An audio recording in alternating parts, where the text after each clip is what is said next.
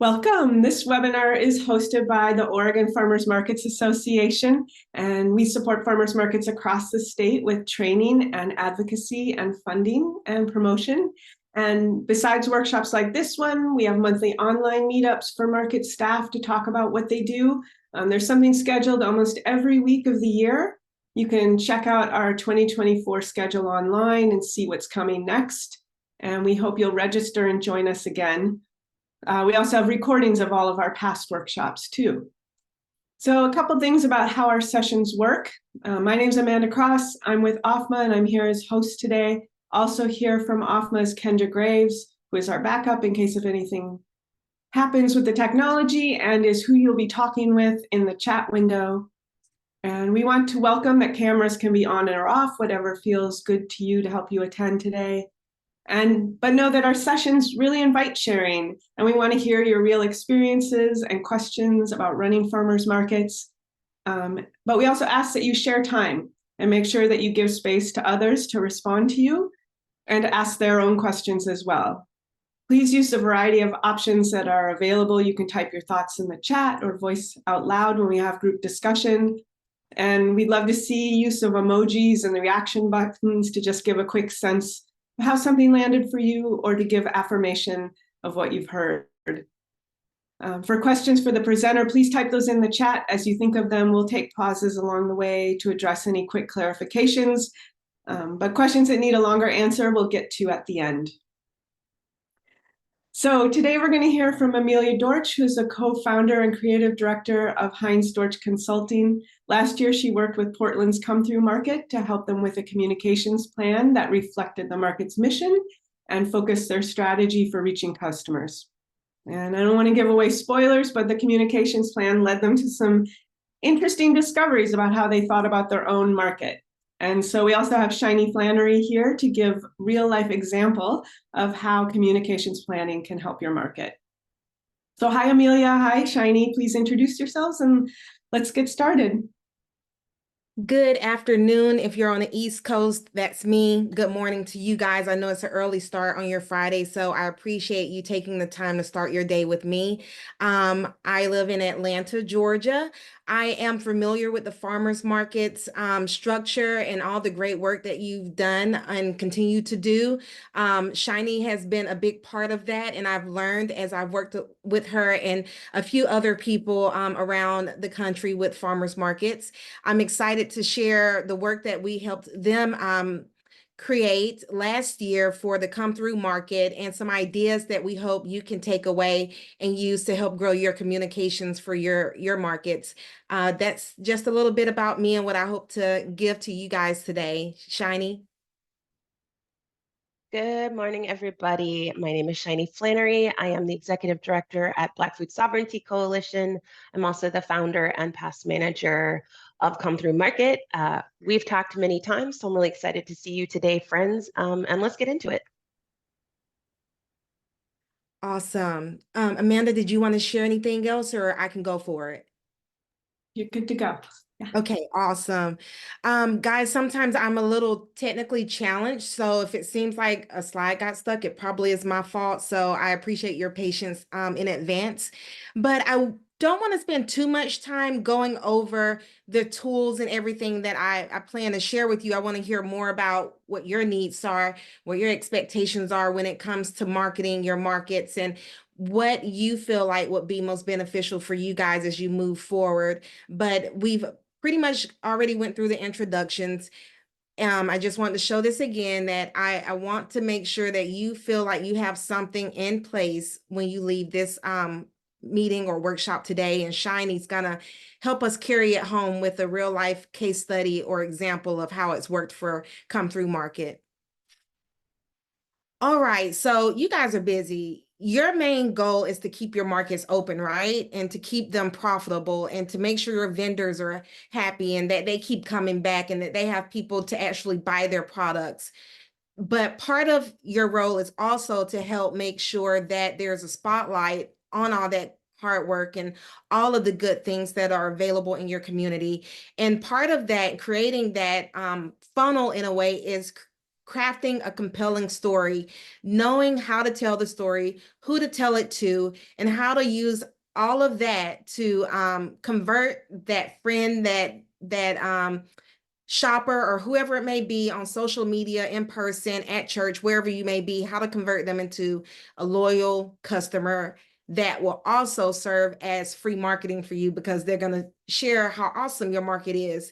But how do we get there? We have to have a strategy, we have to have a plan, and we have to put it in action in a way that's sustainable for you and makes sense for you and whatever staff you may have that works alongside you for marketing at your market. All right, so the quick and dirty, the main objective again is to make sure that you walk away with the tools to build a comprehensive communications plan. And I know when you hear communications plan, comprehensive strategy, you're like, that sounds like work. Do I have to do like a one-day intensive with the rest of my staff to make sure that everybody's on the same page and we understand what the end goal is? Yes and no. I hope that this meeting today gives you like 3 or 4 bullet points that you can like tell them in an elevator, and it helps make it clear across the board for everyone who's involved with making your market successful. And before we even get there, I'll guide you through a few strategies on how to reach those target audiences and how to talk to them to increase your market engagement. And then we'll use Shiny as our case study in her market to help put color or a visual to how to make that work.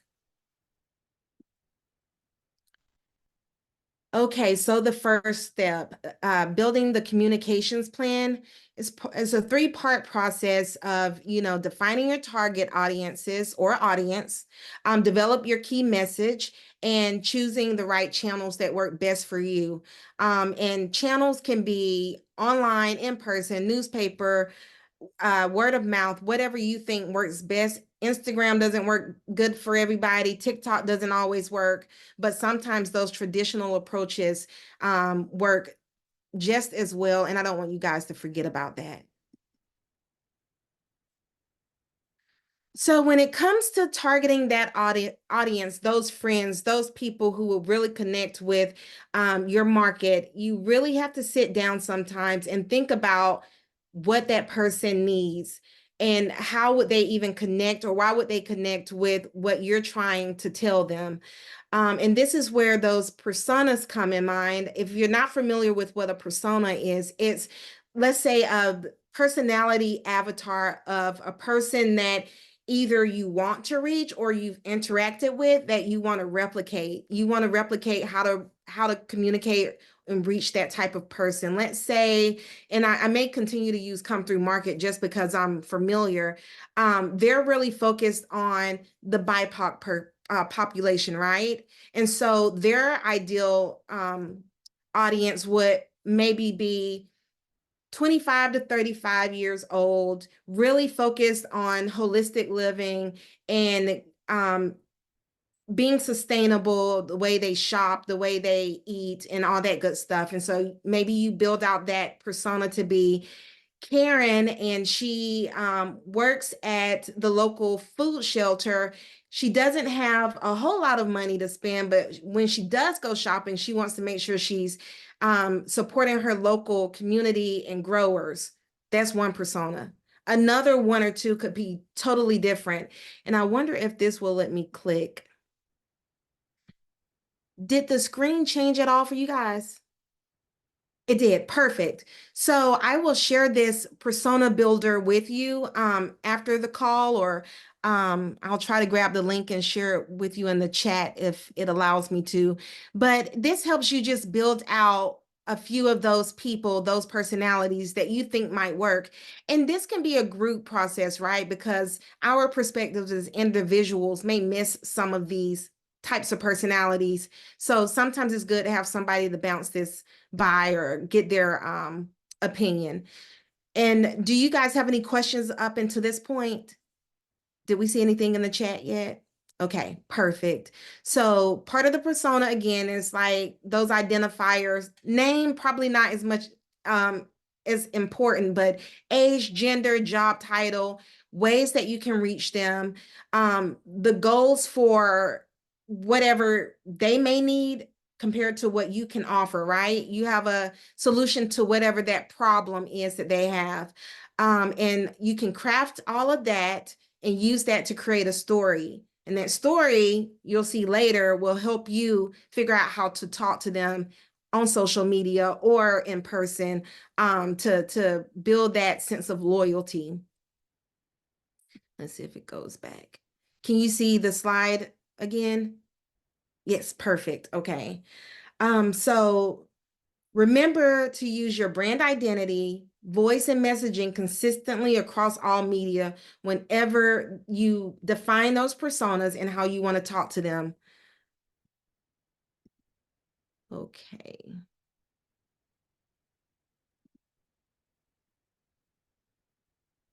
So once you know the people you want to reach and who you want to talk to, you decide how you're going to talk to them. And that's when you're developing that key message or messages. You can have more than one, and you begin to craft those compelling statements that resonate with that person. And you'll use all of this messaging, you build it off some messaging pillars, your value proposition, and then you can create a catchy tagline. If you guys already have, I'm sure you do, a mission statement or messaging pillars or a tagline, can you drop them in the chat? And Amanda may highlight a few that she sees that resonate.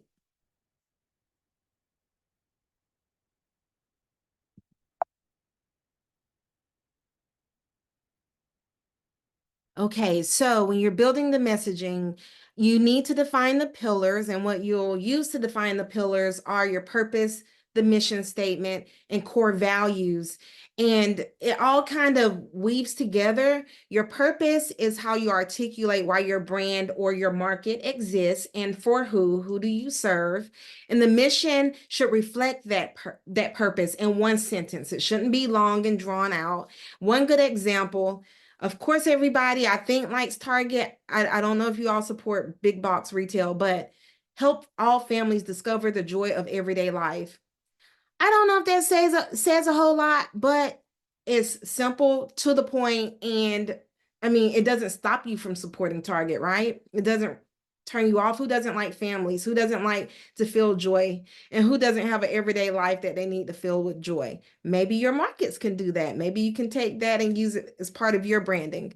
And also your core values, that should be a pretty easy one to me. What are you committed to, and how do those things influence the way you engage with your clients? So think about, do you want to create a space for acceptance? That could be a value, right? That's a big one. It's easy and it makes sense. And it's inclusive.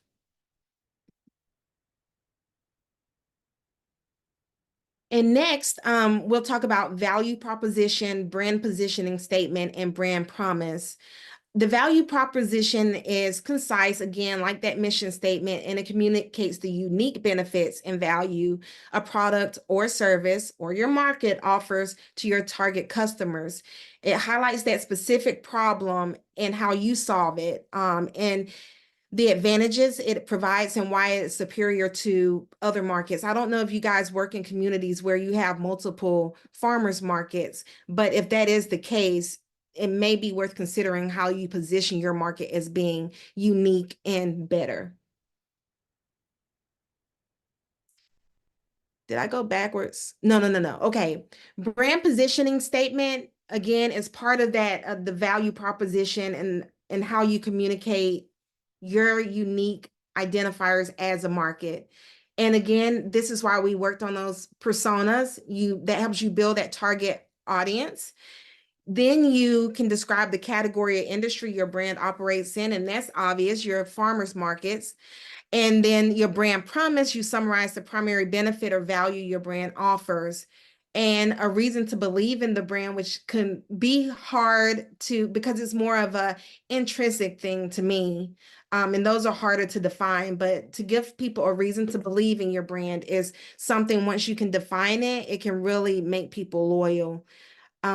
So here's an example, and I highlight each aspect that covers what we just talked about as far as those components. For busy urban professionals, the target audience are the urban professionals. This company, Fresh Bite, is the meal delivery service. That's their market definition that offers healthy gourmet meals. So they're promising that they're healthy and gourmet because we use organic ingredients and deliver within 30 minutes. Reason to believe. So is that helpful for you guys, identifying each piece of that value statement or proposition? Okay. And again, the brand promise, they promise to deliver fresh, healthy, and delicious meals right to your doorstep within 30 minutes using only the finest organic ingredients. They just really simplified what we just saw as that brand positioning statement into the brand promise. They made it clear and it sounds credible, and they just need to keep it consistent with everything else that led up into that.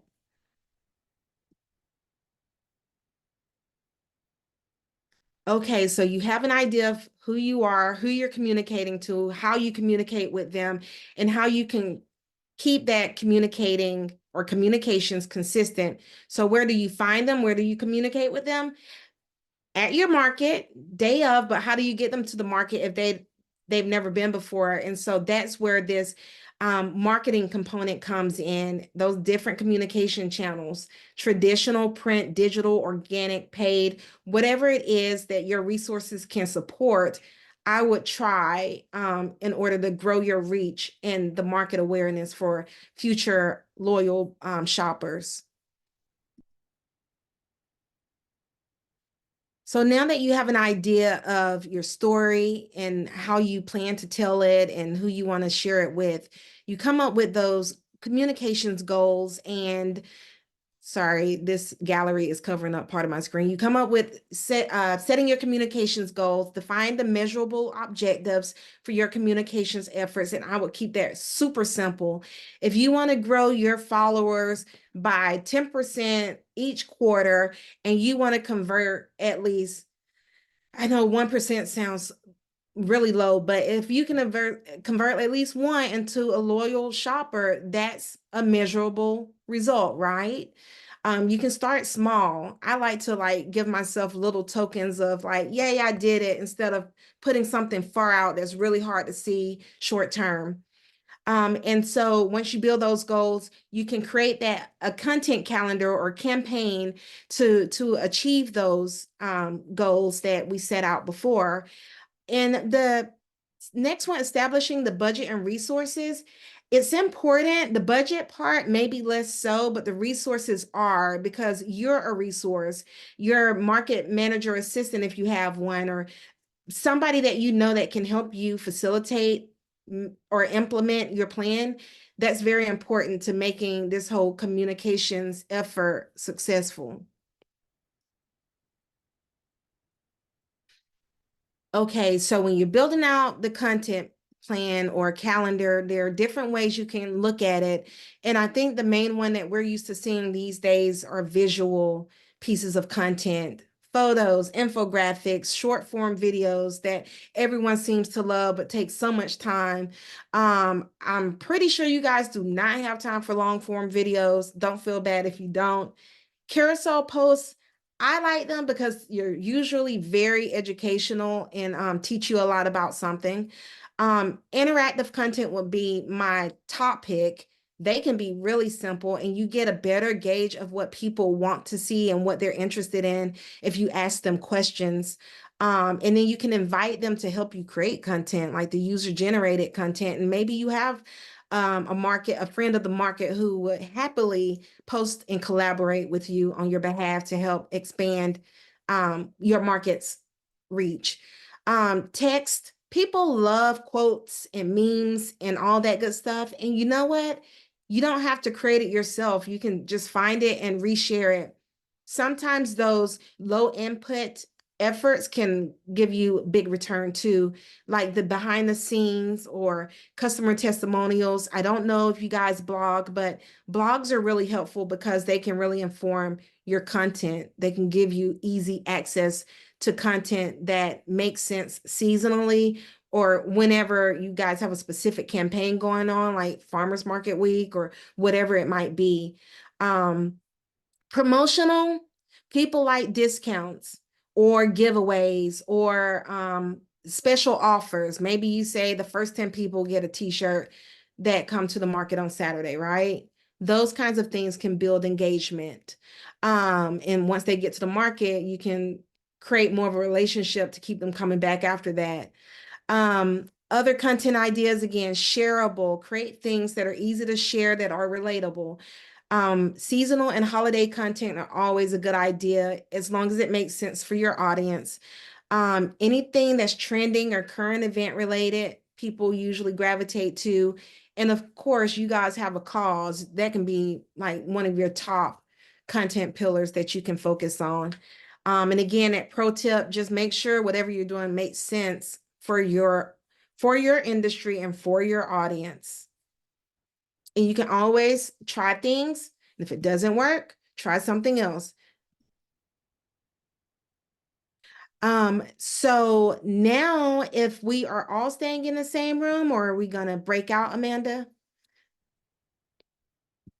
Looks like we have enough people. We could do a couple breakout rooms. Okay.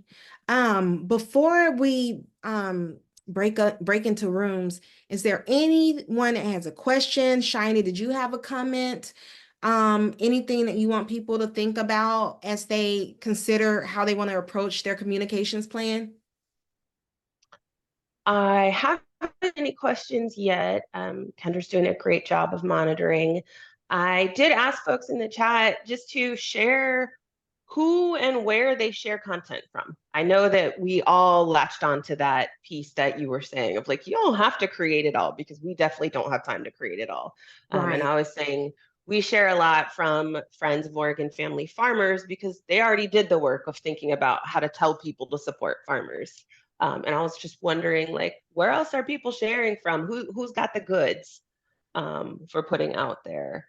Otherwise, I'm excited because so much of what you said shows up in our communications plan. And I was thinking, oh, I didn't know to frame it like that. I didn't know these things necessarily connected in these ways, which I think is really exciting. Awesome. I love it. Did you see any good comments? I'm trying to scroll through. Addison says they are joining us from Friends of Oregon Family Farmers, and they share a lot of content from the OSU Extension Service, so that's a good tip. Farmers Market Fund has great content, Lacey says, about Double Up food bucks that is so much easier to share than making our own. Jess Land says they share from Farmers Market Fund, from OFMA, from the Farmers Market Coalition, and they share other area markets, which I definitely notice. Like when you all share us, we see it and we love it. And it helps us remember that even though we're a niche market doing a specialty thing, that we are all connected together. Absolutely. I love it. Mm-hmm. Okay. So do you think maybe Shiny should be in a room and I should be in a room to try to facilitate the discussion? And Shiny, the goal I had in mind is just to, let the participants talk and share what has worked or hasn't worked, or if they're totally lost, how we can like help them get started thinking in the right direction. And how much time should we give for the rooms? Looking back. So we're just about 30 minutes in right now. Do you think 15 minutes is enough, or if we need more time, we can keep going? 15 sounds good. Yeah. And Kendra, are you ready with rooms? Do you need a little more time to get those together? Yes, I'll be opening the rooms in about a minute. Okay, great. Perfect.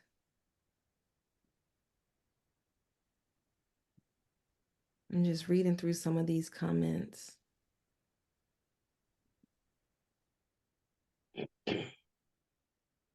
Off we go.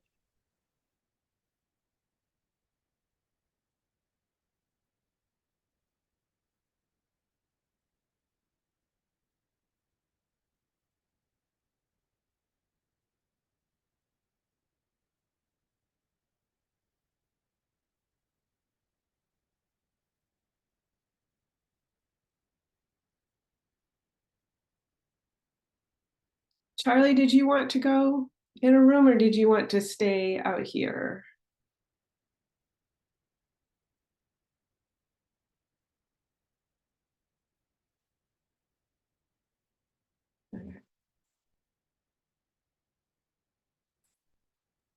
And it's just us here then.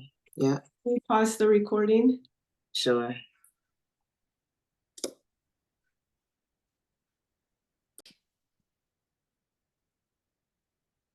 Yes. Okay. That went by super fast. I feel like we were just getting warmed up and then it was time to leave. So I guess next time we might need more time. But Amanda, you can decide if maybe we open up the general room for a little bit of follow-up about what we talked about and how we can use that discussion to build out the communications plan. Or do you want to go to Shiny's case study first? Oh yeah, I'm excited for Shiny. Um, but yeah, I think we should talk about what people came up with in the breakout groups while that's still fresh and possibly we're in the middle of even talking about something when they got sent back here. So yeah. Right. Do we have any volunteers?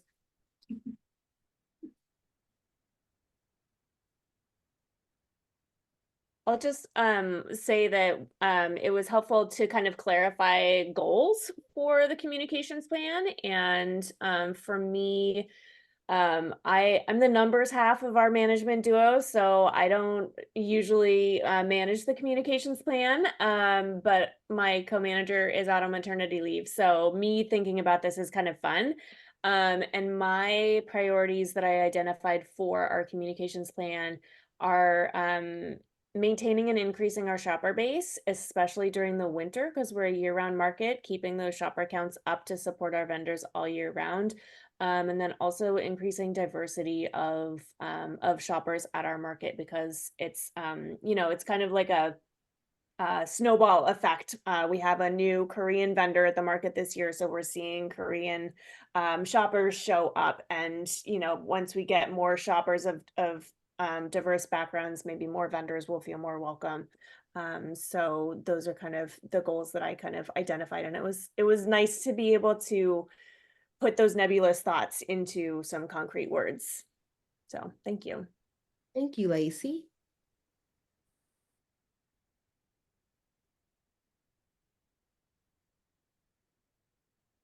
In the group I was in, it turned out all three of the markets there were interested in increasing and speaking to the Latinx communities around their markets. And so they were working on those messages and how to reach those people. And Jess or Charlie or Orion want to talk about that?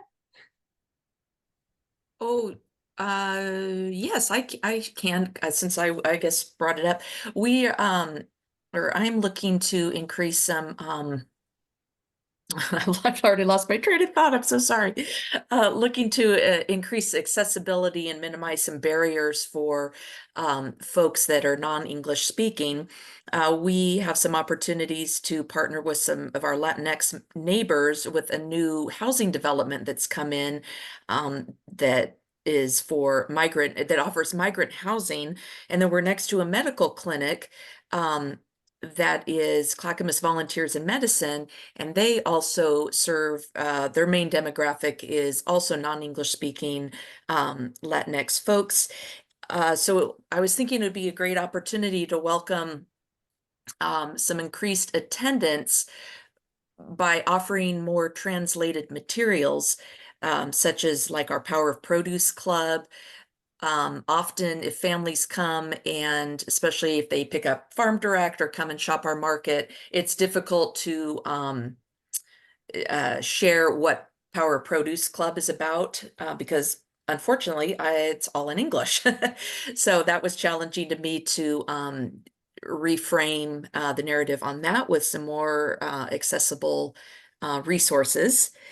And also just in terms of increasing our translated materials about Double Up, and maybe even bringing some Power Produce bookmarks, both in English and Spanish, to some of our local elementary schools. to have available, so that would be, you know, something to welcome families to the market as well. So that's just kind of what we were chatting about. And then Orion from Lane County was sharing about some radio messaging, and Charlie in Klamath Falls liked that idea. So those were some other methods of communication that we were chatting. But I think we were all of the same mind of just wanting to increase that diversity, eliminate barriers, and just become a welcoming space that's not so white centric within our neighborhoods. Thank you. I think 3s are good. Do we have a third? Thank you, Addison. Yeah, of course. Yeah, I think, well, we talked about a lot of things. For my part, I guess I shared like a little story of so I'm with Friends of Family Farmers, which is like a little bit different from, I think, you know, what a lot of you guys are doing, but we in the past, tabling wasn't super effective. Nonprofits, people sometimes like to steer clear because they think we just want their money.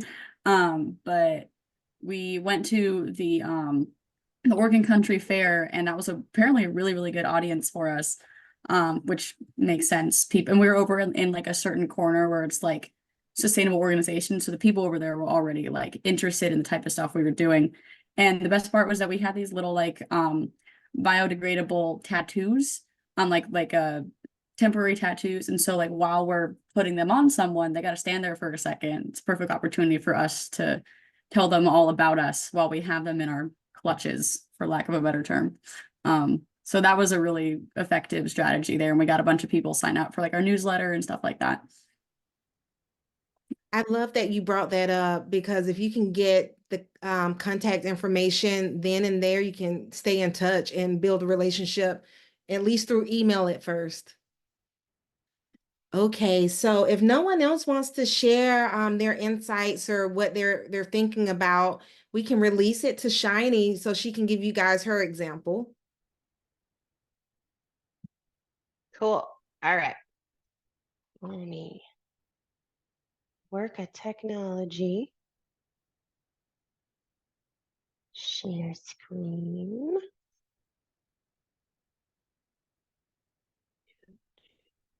All righty. Let's see if how's that? We can see? Okie doke. So this is the first page of our, as you see, 7-page communications plan. And what I'll tell you to start with is that before we were a part of the Farmers Market Learning Network cohort here with OFMA, we didn't do anything strategic about our communication. So if any of you are thinking, holy wow, I don't have one of those, neither did we until not too long ago. And we built this template ourselves in Google Drive. I'm happy to share it with any of you, and you can just delete our parts and put in your own parts. We based the flow and the steps that we went through on the Farmers Market Coalition Communications Guide, and the Anti-Racist Farmers Market Toolkit. So both freely available resources from Farmers Market Coalition. The other thing that was really significant in the background before we sort of jump into the plan itself is that we did have money to bring the right people to the table, and that makes a difference, right? So I want to encourage you to both and this situation, both do the thing of get started, right? Take a pass at it, do what you can do. And I want you to know that it might require seeking some funding to get all of the people you need together to really make this thing live for you. And it's okay for both of those situations to start happening on different time sequences. You might not have the funding right now. What I mean for us at Come Through Market by getting the right people to the table is that we were able to bring all of the current market staff, and we had just changed staff in our SNAP coordinator position, and having this little bit of funding also allowed us to bring in our outgoing SNAP coordinator. So we had our incoming and our outgoing SNAP coordinator there, and that turned out to be super critical in some ways I wouldn't have predicted in terms of surfacing some things. So for us, the really big picture outcomes of doing this work with all of the right people at the table were that we ended up revising our mission statement in conjunction with coming up with this communications plan. And we started to really work with what in the plan we call audience segments, but really what we would call personas in the way that Amelia was talking about. So outlining the archetypes of the people in our community that we wanted to be talking to. And doing all of this work meant we had to develop calls to action, the things we actually wanted to ask the people we communicate with to do. So what do I mean? In terms of revising our mission statement is this statement at the very top of the plan. And our current mission statement is that we are an incubator market centering Black and Indigenous farmers, makers, and friends. We support BIPOC growers in taking their small business dreams to the farmers market environment. It's a vibe. Come through and get what you need. And what our mission statement used to say was, we are an incubator market centering Black and Indigenous farmers and makers. And we support these growers in taking their small business dreams to the farmers market environment. And that was the whole statement. And Dallas, our outbound SNAP coordinator, in doing this process where we just spent hours together, both in Zoom and at physical tables, hashing through how we each have lived and experienced the market in so many ways, and going through all of the types of planning pieces that Amelia presented. Dallas said, you know, Shiny, I spent a year with you understanding what this market meant to you and why you built it. And you didn't actually build this market just with the idea that people would come here and buy things. And when you're in the market, watching you walk around, talk to people, it's really clear that these people are your friends and that you care about them. And that the first thing you get in your market is a free booth, babe. I don't think you actually really care that much about selling things to people as your bottom line.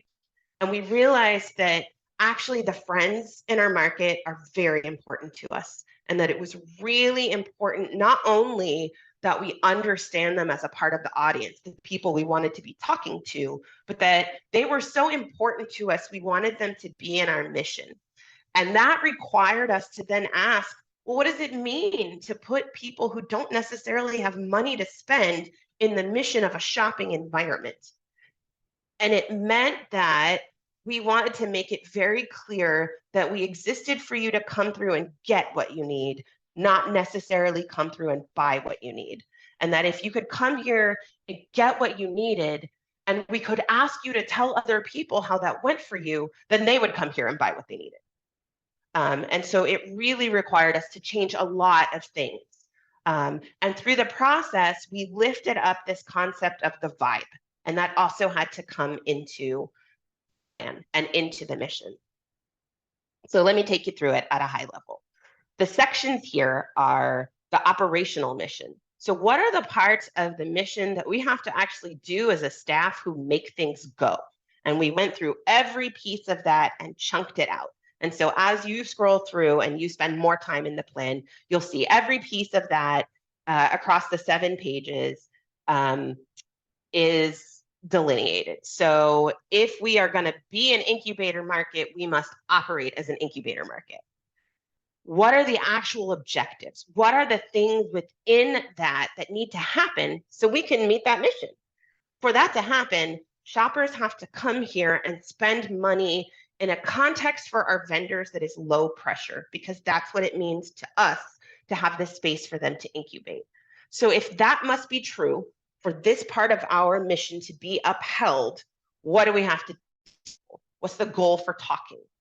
It is to ensure that the shoppers aren't just watching Instagram and getting their only understanding of us there. And that we want people who come in the market having never seen our Instagram to also get that we're an incubator and what that means for their expectations.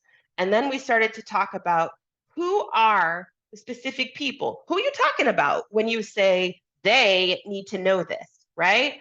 So we figured out sort of in an evergreen way, what are the groups of people we'd be talking about in this market? And this happened through probably 5 hours of conversation just to figure out who you're talking about, you know, and that was why it was so helpful to have the outgone person and the incoming person, because we had someone who was brand new, and our SNAP coordinator now is a farmer, a brown farmer. And so they were able to come in with a whole new person set of questions. So in our audience, we have fans, people who just love our market. We have market stands, right? We have friends of our market. We have people that we partner with. There are shoppers in this market. There are vendors in this market, and there are volunteers in this market. And you all know that those groups of people are not a monolith. And like, holy wow, the personalities in your vendors and your volunteers can be all over the place. So then we had to get into like, no, but really, who are you talking about? Right? That's the question we just kept asking. So, okay, we're talking about like market fans and stands, you know, and for each of these categories, there's a big long Google Doc where we sort of expand on the titles and really have. So they are like fans and friends and homies and partners and people who give us money and sometimes share our stuff, you know, then we're like, how can we describe that the most succinctly? So in our fans, we recognize that a lot of our fans are other markets. It's y'all. I told you, we see when you share us. Thank you. And we knew that there's a specific way we talk to you, and that wouldn't make any sense to people who aren't in markets, right? There's also market fans we have who are out of the area. Like they don't live here at all. We have people in North Carolina who share all our stuff and we don't know why, but thank you.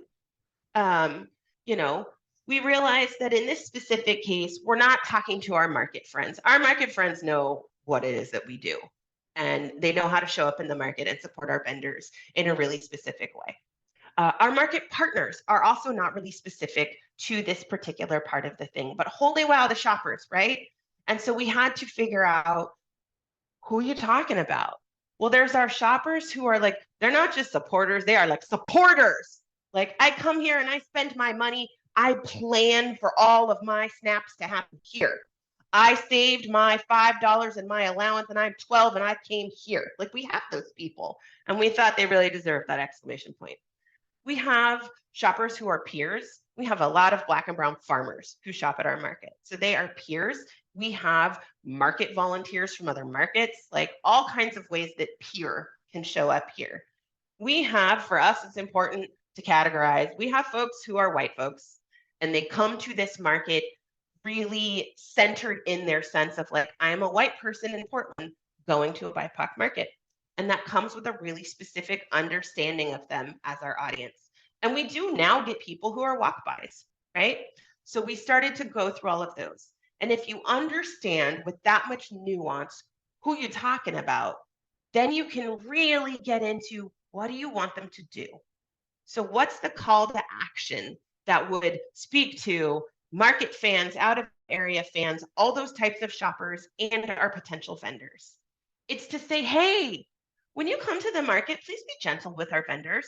Adjust your expectations. Businesses do not have to adjust to you. And it was also to say, please familiarize yourself with the historical and contemporary context and climate of Portland, Oregon for Black and brown people. When you come here, know that, because we all do. And when you come here, spend your money and directly uplift a new and beginning Black or brown owned business. So I won't go through all of these categories with you, but that's what I'm talking about in terms of that high level connection between the mission and how it lives in the people that you're talking about.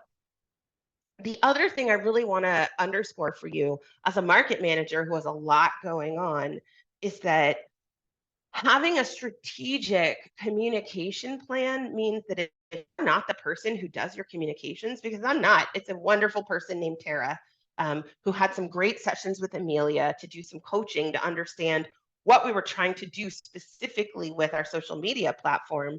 But having this means I don't spend a ton of time looking at our social media and checking. I know what they're posting. I know what they understand in the background is essential. I know that they know what our priorities are because it lives in a 7-page document. And so that means I have to pay way less attention to the work my communication staff are doing. And that's essential to me, especially as I try to figure out how to be a director and a founder and get out of the way of my team. So for me, that's been really, really important. And I will say that strategic communications will lead you to being a strategic organization. Certainly, strategic organizations have strategic communications, but the work of doing this made us so much more strategic as a market, right? Because before we did this, we didn't know who we were talking about and we didn't know what we were trying to tell them.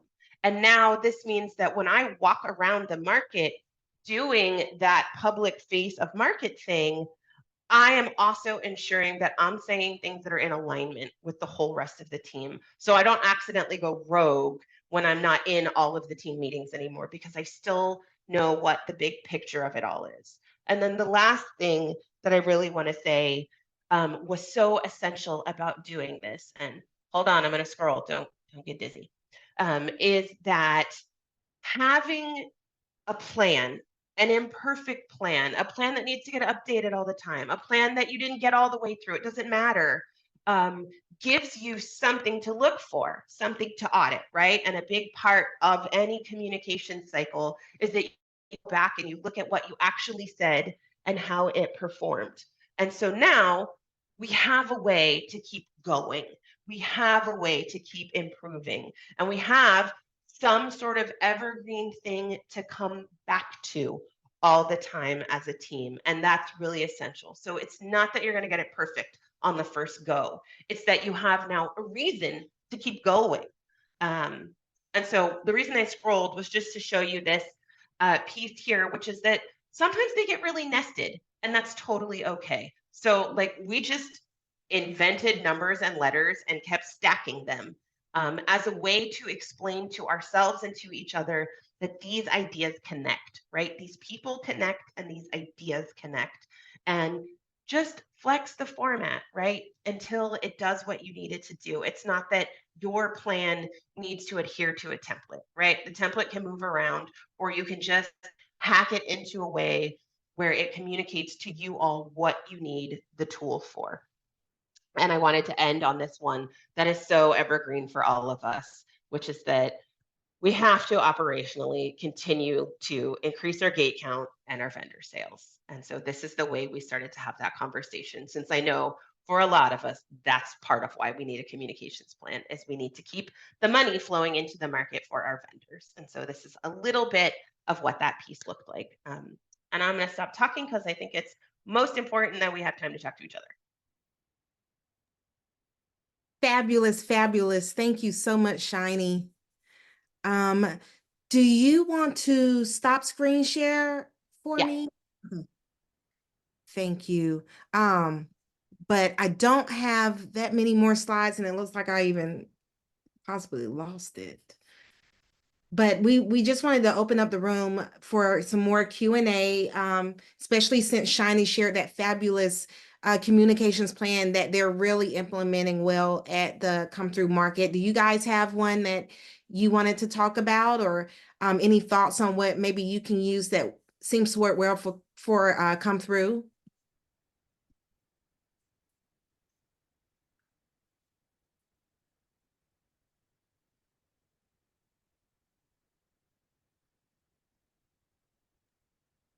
Who can put stuff in the chat if they want to be quiet and we can read it out, but we're a pretty small group, so if you want to just raise your hand or come off mute, feel free.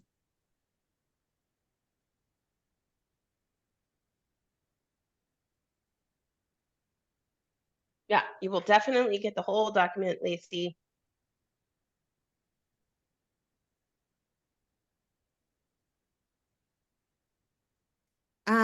Shiny, do you know what has been the easiest part of making the communications plan not only actionable, but something that helps you measure what's working well and what resonates? Yeah. So as I mentioned, we had Tara, who does our communications, do some work with Amelia to spend a lot of time. So I talked about the audit, right?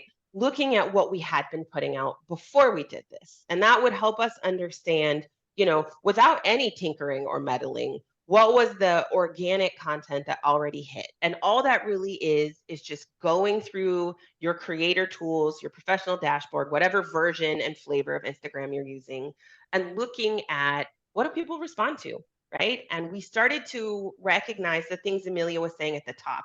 It didn't have to be labor intensive content. And once we kind of released ourselves from the idea that we had to become excellent content producers and we could instead just be people who like knocked it out in Canva and that was fine, or found it and shared it, that freed up a lot of space to then think about, okay, so they like these short videos, but they also just like things you share at them, because people have gnat-like attention spans. And so that allowed us to then think about, if that's the format that works, then what's the words, what's the content, right? And we noticed that, unsurprisingly, in conjunction with our shifting mission, people had always wanted to be addressed as our homies, right? To be a culturally specific market was to find that they didn't want us to us and them in the communications. They wanted us to we all. And so that became a part of what we do, right? And that just becomes this, who you talking about? We all. And find those shorthands with your team. That's my, my big advice here, and that's kind of why I used it to underscore that hook so many times, because now I actually get to have those conversations with the naysayers too, right? And you all have them, the people who want to complain about something all the time. And they'll stop me in the market. I had one last market, 20 whole minutes. We used to have better quality produce, this and that. And I could stop and say, who are you talking about? Because I know the personas and the segments in my head, right? Like I know. So tell me who you're talking about. What kind of vendor? Because I know who they are and how to sift through them and bring that messaging there also. That's awesome insight. And I'm glad you brought up the professional dashboard, especially in the sense of being able to see the numbers, the analytics to help inform future engagement and how you approach your communication strategy. I'm hoping that each of you, if you do have social media, if it's Facebook, Instagram, maybe even LinkedIn, you do have those professional tools and know how to use them. If you don't see that option, that means you need to change the type of account you're using. It needs to be a content creator account or a business or anything aside from personal, because what's the point of putting in this work and time if you can't even measure what's working and what's not?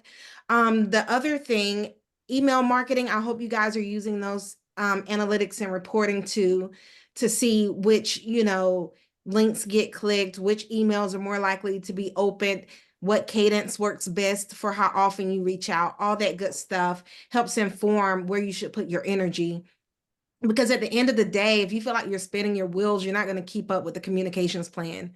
And one other thing that I know is very hard, because you feel like you put in the work by just posting and like keeping something going on there, be sure to take the time or assign someone to respond to any comments or any DMs or whatever kind of interaction is happening in any of your marketing. Make sure people feel seen and heard, because that's the biggest turnoff, is if they feel like it's kind of a ghost account. And by ghost, I mean they just post and walk away and don't care if people actually want to know more.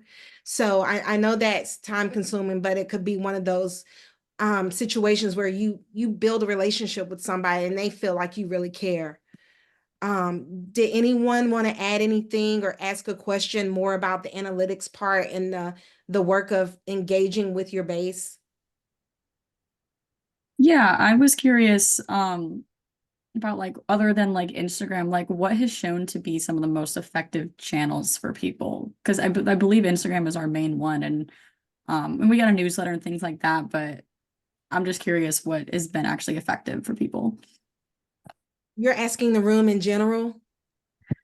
Yeah, whoever wants. I mean, yeah, whoever feels like answering, I think.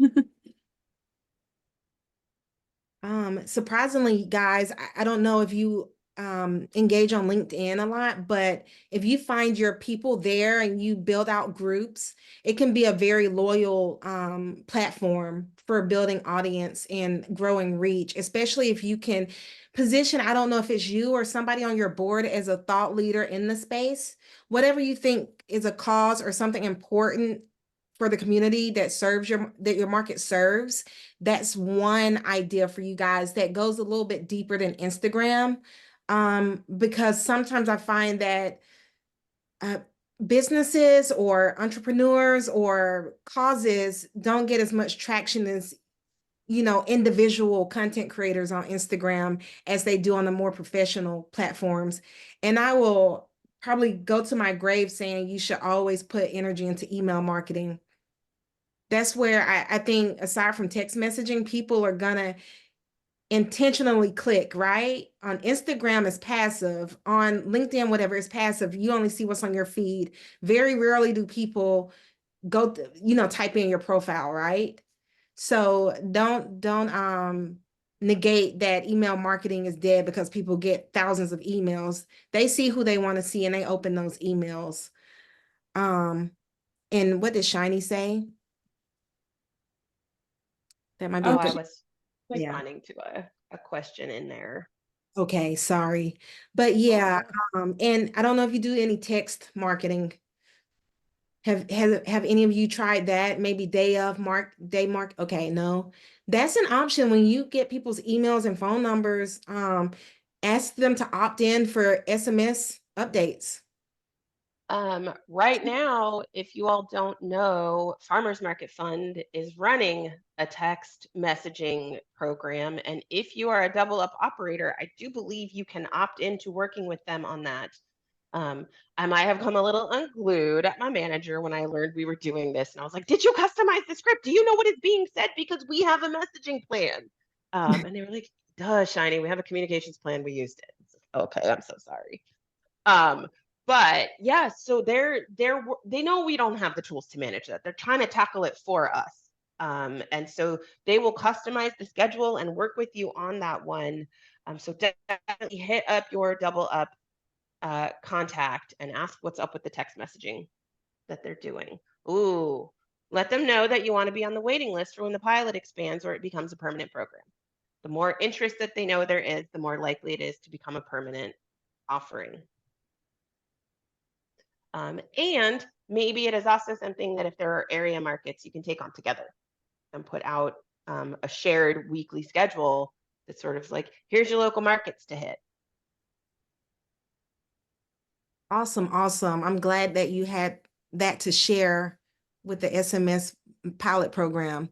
Do The we market- have, Well, I have a question. If I don't want to take away from the questions that other markets that are here might have, but I know, like, if there's time for this, I mean, a communications plan is not a content calendar. Like, how, I was wondering if maybe you could, we don't have a lot of time, go briefly into the step of like, how do you translate your plan into what happens with the calendar?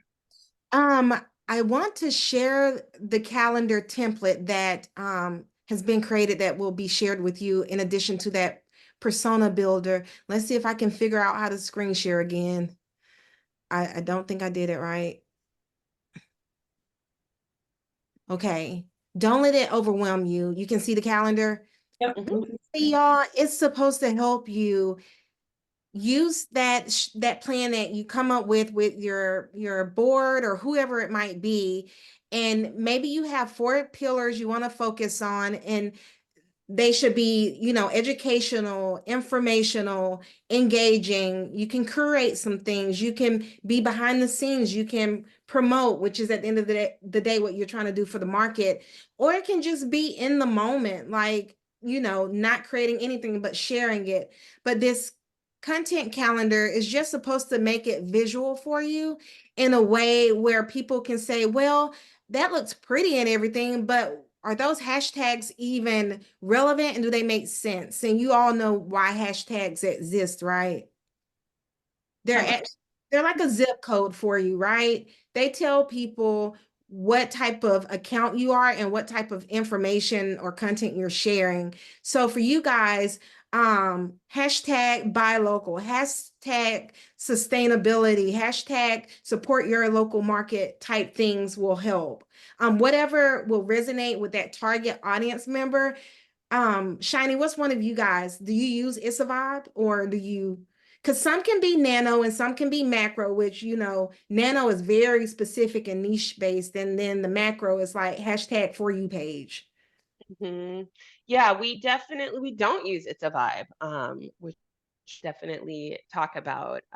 We use a collection of local hashtags that we see perform well, that a lot of people seem to put content on. You know, we are looking for which version has the higher numbers attached to it. And then our strategy is generally we have a list of them and we make sure that we reorient the order of the list, because we've seen that the algorithm will squash you down if you just copy paste the same list. So things that perform well for Oregon and Portland, right? Like rain or shine is a hashtag that we use a lot, because people don't know what we know, which is like we run in the market.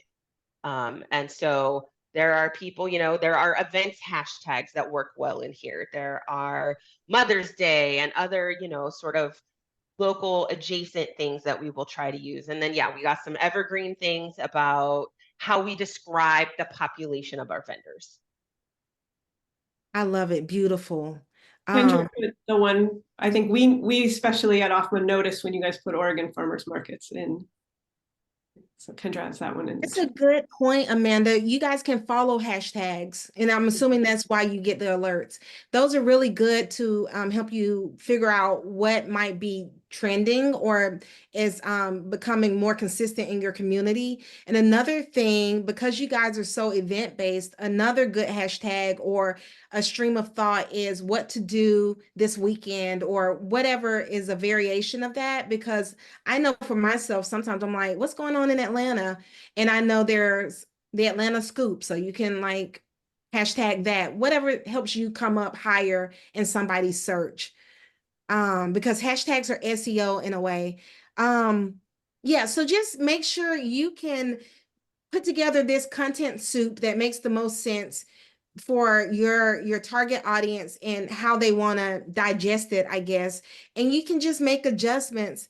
And the second sheet or tab is just the visual. If maybe your board likes to approve your plan, and you can put each, if it's relevant, you can put each graphic in here and they can see what you guys have planned, and it's clickable, and you can connect all your content to, I'm trying to move this. Okay, you can connect all of that to this growth tracking so that it tells you how things are going that you've been sharing. And you can track your follower growth. You can do whatever you want to. If follower count isn't important to you, you can put engagement percentage, or how many more people that aren't your followers saw your content than are your followers, and maybe try to recreate that to attract more new audience members. But this is pretty social media focused, this content planner. But again, you guys know you can help. I mean, this can help inform your email marketing or whatever it is that you guys use to reach people.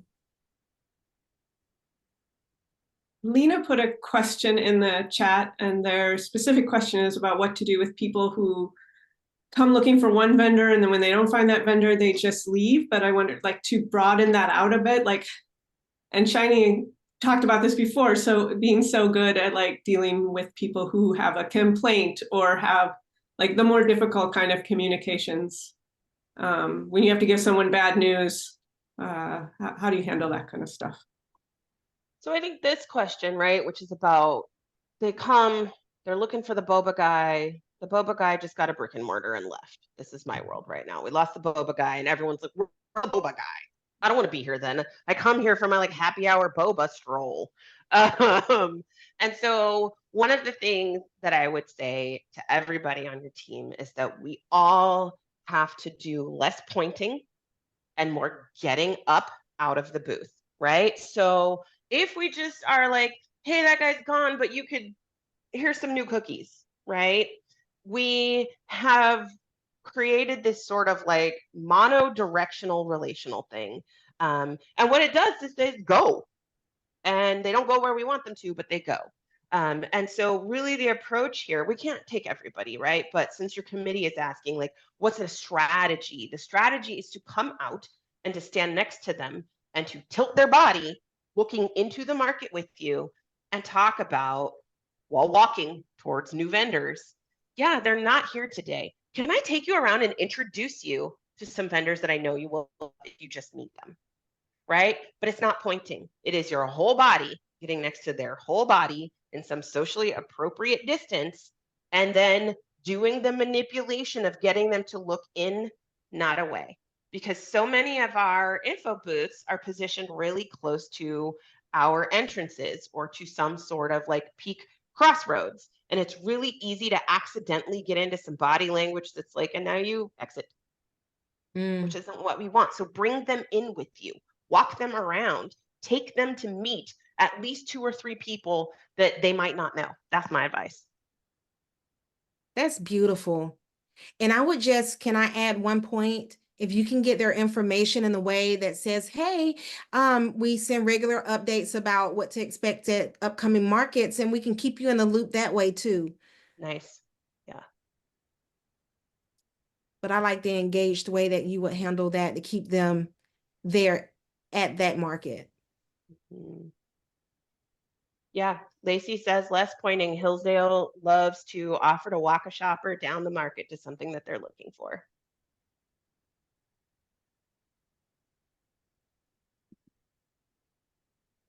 Awesome. So we have 5 minutes, Amanda.